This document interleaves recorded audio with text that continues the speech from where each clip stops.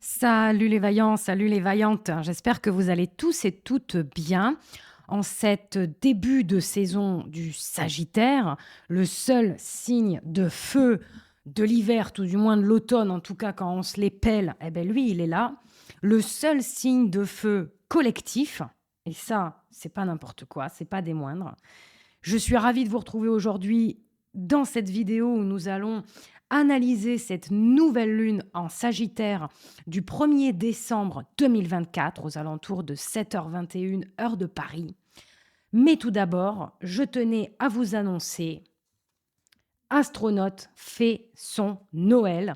Je vous propose des consultations d'une heure à 60 € pour pouvoir mettre un peu de poussière d'étoiles et de sortage de doigts sous vos sapins de Noël.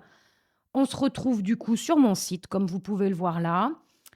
Vous pouvez directement réserver en cliquant ici. Cela va vous amener sur cette petite fenêtre qui vous permet de choisir le jour. Bon, voyons, pour vendredi, est-ce qu'il reste de la place? Voilà, vendredi, c'est full les amis. Donc voilà, n'hésitez pas, si vous n'avez pas PayPal, parce que le site il prend que PayPal, vous envoyez un petit mail, vous l'avez ici, réservation en ligne, tu n'as pas PayPal, c'est pas grave, fais ta réservation par email, et là tu cliques et ça te met directement ta boîte mail direct live, sinon bah, tu copies-colles ça quoi, voilà.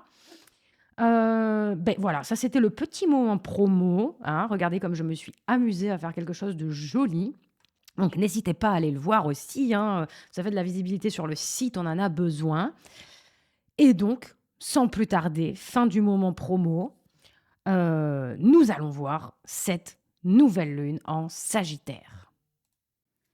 La voici à l'écran, donc une nouvelle lune, c'est toujours le soleil et la lune qui fusionnent, c'est-à-dire qui se retrouvent sur le même degré dans un signe du zodiaque. Ici, ce sera le 9e degré du signe du Sagittaire, donc nous sommes tous sous le même ciel, mais nous sommes tous différents. Je vous invite à aller voir dans votre thème où se place le 9e degré du Sagittaire. Est-ce que vous avez du monde autour du 9e degré du Sagittaire? Est-ce que vous avez du monde aux alentours du 9e degré des Gémeaux? Pareil, en carré, en sextile, en trigone, amusez-vous. Et si vous voulez aller plus loin, on se retrouve en consultation.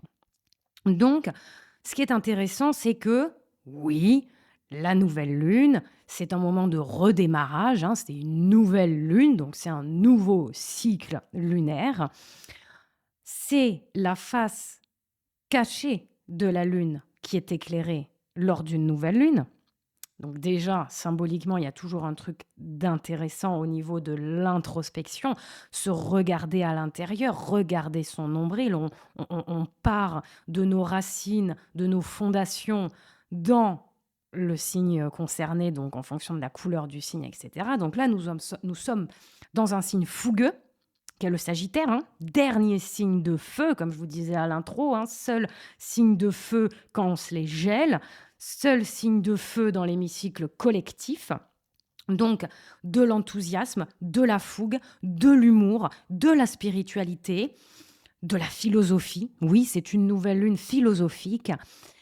Donc, on redémarre avec un feu ardent qui en veut plus, hein. Vous souvenez, le Sagittaire, c'est quand même un centaure, hein, donc on a ce côté aussi très, très animal, hein, les pieds et les sabots sur terre, et puis il bande son arc vers l'inaccessible l'histoire, pardon, l'étoile slash le centre de notre Voie lactée, et tout d'ailleurs, c'est pour ça que j'ai fait un lapsus, ça va être toute une histoire, cette nouvelle lune, parce que elle nous met déjà sous tension. Si on met Jupiter, maître des Sagittaires, bingo, on l'a en face en Gémeaux. Donc l'orbe est assez grande, 9 degrés, 17 degrés, c'est large, on voit qu'il n'y a pas un trait qui s'est affiché sur mon logiciel, mais c'est déjà hyper important. Nous sommes dans un axe Gémeaux-Sagittaire, un axe mutable, un axe air-feu. Nous sommes dans l'axe de la cohérence et de la cohésion. Alors, est-ce qu'on erre ensemble, cohérence, ou est-ce qu'au contraire, on est aligné à notre juste place et donc on est dans la cohérence?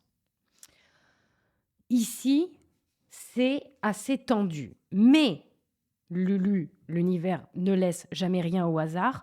Vous allez voir, c'est hyper bien ficelé. Déjà en numérologie, quand je regarde le 1er décembre 2024, je tombe sur 12 et c'est l'arcane du pendu dans le tarot de Marseille. Donc on voit qu'on est dans un mécanisme de repenser sa place, repenser son positionnement, voir autrement, se prendre des éclairs de lucidité grâce à cette énergie d'introspection. Le Sagittaire, on le sait, c'est notre boussole intérieure, mais il peut facilement faire la girouette en fait.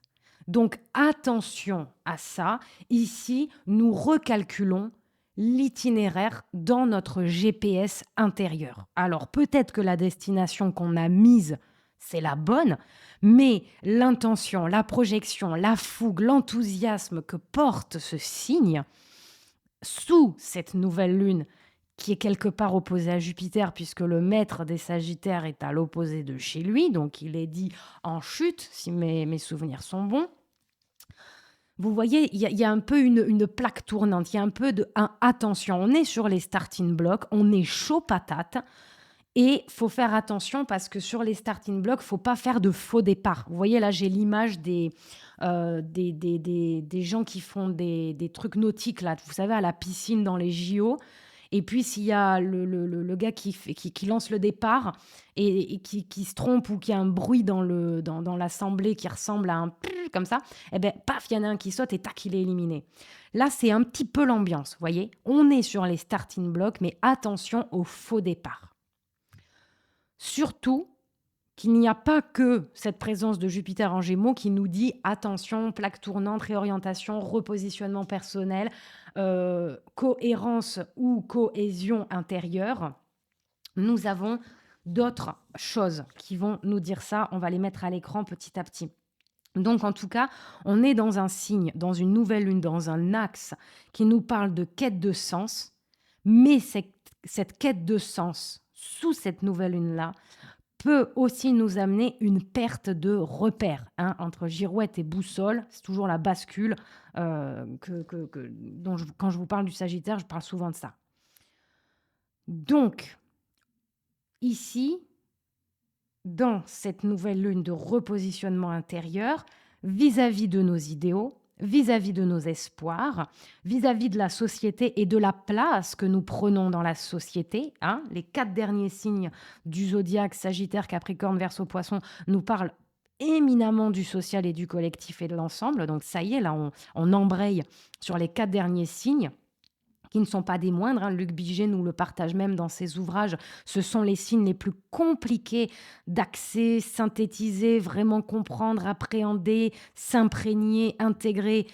Ils sont plus complexes, en tout cas c'est le mot qui me vient, peut-être qu'il n'est pas juste. Mais voilà, nous sommes dans l'élan, dans la fougue qu'on a envie de projeter. Mais attention. Pourquoi ? Donc déjà Jupiter en face, vous avez compris, je ne vais pas me répéter 15 fois. Ensuite, nous avons Mercure.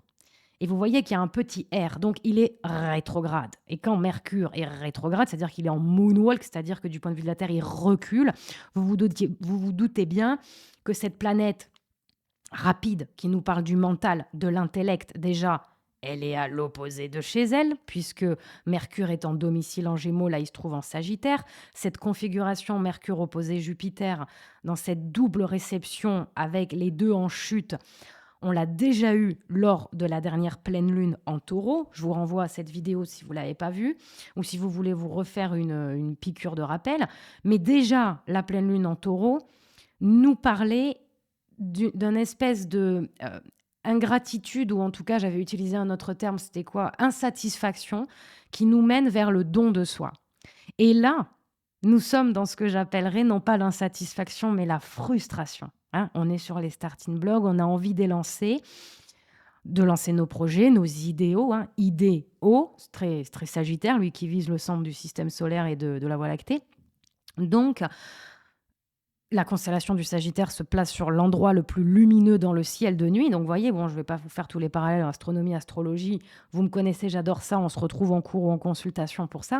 Mais on a Mercure qui recule.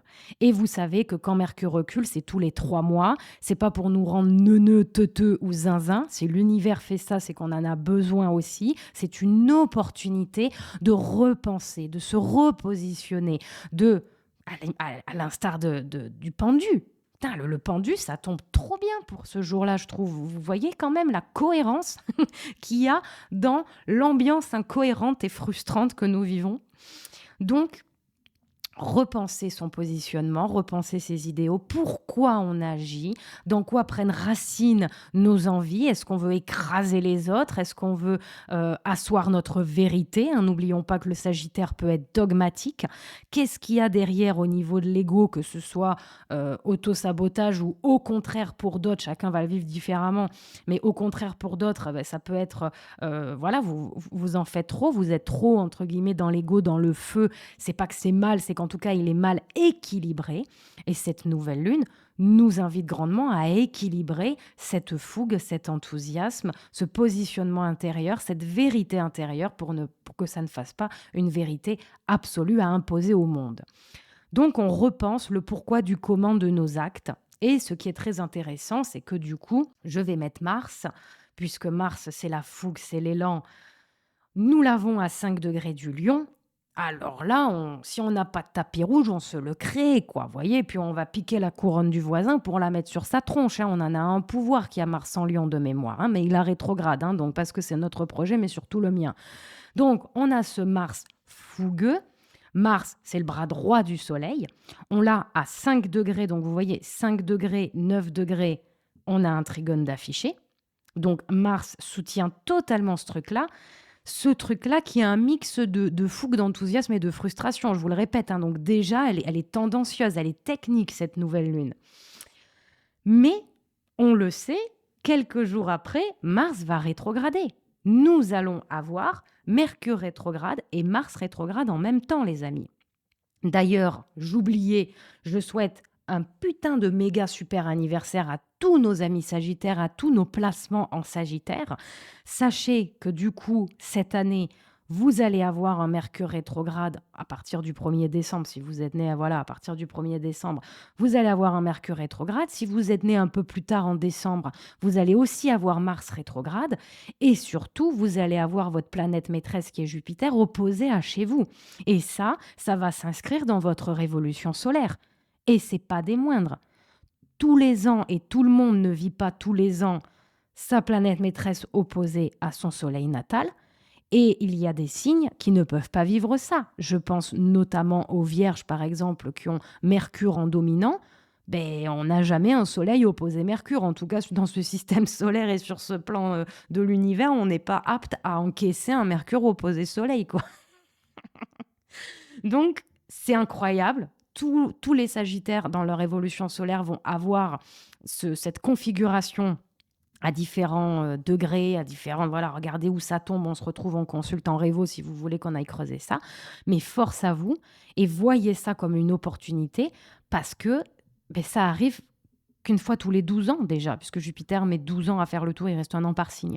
Donc voilà, regardez la dernière fois que c'est arrivé. Enfin bon, tout ça, moi, je vous invite à le faire en consulte. Mais pour les plus curieux, les plus vaillants d'entre vous, allez zioter tout ça. Ok, donc Mars en Lion, qui va nous rappeler, le Lion, qui gouverne le Lion, c'est le Soleil. Mars en Lion, il nous rappelle à recontacter notre Soleil intérieur. Donc chacun dans vos thèmes, allez voir où est votre Soleil en signe en maison en aspect, pour affirmer notre individualité. Je rajoute le nœud nord, d'ailleurs nous avons le nœud nord et vous voyez, 4 degrés avec Mars, c'est incroyable comme Mars soutient ce nœud nord en bélier. Affirmation de notre système de valeurs, de nos idéaux, sans lutter ni se battre contre eux, etc. Je ne vous la refais pas, je vous le dis dans toutes mes anciennes vidéos. Derniers instants d'ailleurs du nœud nord en bélier. Mais ici, on a une capacité de repenser ce positionnement. Donc Mars qui va bientôt rétrograder, il n'est pas rétrograde lors de la nouvelle lune, je suis d'accord avec vous, mais on prépare ce terrain-là. Donc, il va reculer en Lion, nous rappelant à au fondement de notre soleil individuel et personnel. Et durant sa rétrogradation, il va carrément rentrer en Cancer. Et là, ça va être par rapport à nos besoins, à notre sécurité intérieure. Il va nous inviter à recontacter notre lune natale. Et ça, c'est hyper important. C'est pas pour rien que le Cancer et le Lion se suivent et que les deux sont sous la gouvernance des deux luminaires, le Cancer, la Lune, le Lion, le Soleil. Donc ça, c'était un petit aparté pour vous partager ça qui est quand même, je trouve, hyper important. Donc, ce qui est intéressant aussi, c'est que la Lune, elle nous parle de nos besoins. Donc, on a un besoin d'aller plus loin, un besoin d'ailleurs, un besoin fort de la dernière pleine lune en Taureau conjointe Uranus, un besoin de changement, une espèce de ménage de printemps, d'automne, vous l'appelez comme vous voulez, je ne sais pas de votre côté, mais ici, il y a un vent de malade. Je le vois, le vent dans le ciel de nos jours, hein, ça souffle. Hein, là, la girouette qui fait boussole, etc., on est toujours dedans. Mais ce qui est super important, intéressant, c'est que la lune en Sagittaire, elle nous permet, dans notre quotidien, dans notre besoin de tous les jours, de dépasser, d'accéder à cette idée d'exploration et d'expansion. Et elle nous permet de renverser les choses, de voir autrement, dans notre quotidien aussi. Et le renversement, voir autrement, c'est le pendu. Tout ça pour plus d'alignement. Projeter, écrire, penser autrement, pour plus d'alignement, de cohérence, de liberté, de fougue. Mais cette nouvelle lune nous parle aussi de notre notion d'engagement. Parce que le Sagittaire nous sort du Scorpion. On est entre la fatalité et la foi. Et on est ballotté entre ces deux-là. Et en plus, on a de l'insatisfaction, on a de la frustration. Donc, c'est une nouvelle lune qui nous invite grandement à rompre avec le passé. Et en parlant de rompre avec le passé, nous avons, vous le savez, Pluton qui est rentré en Verseau. Je vous ai fait une vidéo sur le sujet. Qui s'oppose à Mars. C'est pas des moindres, hein, je vous en parle aussi dans ma dernière vidéo. Hein, rapport de force, dominant-dominé, les rouages cachés dans nos actions, le côté je vais faire ça comme ça, l'autre va penser que manipulation émotionnelle et psychologique dans nos actes. Donc on vient nettoyer tout ça. Et en plus de ça, qu'est-ce que je voulais vous mettre? Saturne, qui, bam, se place au carré de tout ça. Et là, on a la frustration. Le Soleil, qui est au carré de Saturne, donc justement, on est sur les starting blocks, mais attends un peu, revois ta structure intérieure, revois tes fondamentaux, développe ton adulte intérieur, et encore en plus, carré Jupiter, je ne vous parle pas au niveau mondial collectif, là je me concentre vraiment sur de l'individuel, mais on a un double carré avec Saturne qui est assez exact, hein, 9 degrés, 12 degrés, 17 degrés, bim, et Saturne en Poisson qui nous dit de nous responsabiliser vis-à-vis de nos rêves, de développer une autre foi, une foi bien plus ancestrale, bien plus cosmique, bien plus cachée, enfouie et éminemment présente, omnisciente en fait, j'ai envie de dire. Donc waouh. Et en plus, quand on met la planète maîtresse des Poissons, bingo, c'est Neptune. Et il y a une conjonction qui est en train de se former entre le nœud nord en bélier et Neptune en Poisson, entre le dernier signe du zodiaque et le premier signe du zodiaque, entre l'alpha et l'oméga, entre la fin et le renouveau. Donc vous voyez en même temps cette frustration, cette bascule, ce repositionnement, on le voit partout. Et je pense qu'il est de très bonne loi de méditer sur la carte du pendu. Parce que vraiment, quand j'ai vu ça, j'ai fait mais c'est la solution. Et je vais citer Yéna de Soul Shadow Tarot, si vous la connaissez, big up à elle dans les commentaires. Mais elle nous dit que l'arcane du pendu, c'est la seule arcane qui voit le monde complètement différemment des autres. Et là, on nous demande de voir le monde complètement différemment des autres, de voir notre monde complètement différemment, de réinventer notre monde, de carrément, entre cette idée de repenser, de se repositionner, de ne pas se laisser influencer, mais peut-être se laisser inspirer. Hein. On a un Mercure rétrograde, Jupiter rétrograde, on a des enseignements à télécharger. Dans ce signe du sens, du fameux bon sens, hein, entre la boussole et la girouette, écouter notre boussole intérieure sans perdre le nord, on a quand même cette idée de changer de lunettes, changer de vision, mais modifier nos habitudes de vie aussi avec la lune, nos besoins et le nœud nord en plus en bélier qui tombe en maison 6, la maison de la Vierge et du quotidien. Mais on a vraiment cette phrase qui me vient, qui est bateau, tu vois, mais est-ce qu'on n'est pas au premier jour du reste de notre vie? Parce que là, il y a un mélange de le papillon qui sort de sa chrysalide, qui était une limace, j'allais dire, c'est pas une limace, qui était une chenille il y a pas longtemps. Vous voyez la perception qu'a la chenille du monde qui rampe, tout ça, et la perception qu'a un papillon du monde, c'est la même personne, mais ça n'a rien à voir. Et justement, il faut prendre le temps, d'où peut-être ce carré à Saturne, d'où peut-être cette opposition à Jupiter, parce que si on force un papillon à sortir de sa chrysalide, il est foireux, quoi. Il est foiré, il n'a pas fait son squelette intérieur, sa structure intérieure, etc. Voyez. Donc, le monde change, Pluton en Verseau nous le dit, nous changeons aussi, mais sous cette nouvelle lune, il est possible de se sentir comme bloqué, frustré, parce qu'on est sur les starting blocks, mais le mec avec son pistolet n'a pas encore appuyé sur la gâchette, voyez. Par contre, on peut vraiment repenser, remodeler, projeter différemment, assainir cette projection pour vraiment faire un truc de malade. Je rajoute Chiron, ouais. Chiron, Trigone, Mercure, je vous en ai parlé dans ma dernière vidéo, donc je vous renvoie là-dessus. Hein, les blessures d'affirmation personnelle, blessures d'abandon, d'humiliation peuvent revenir.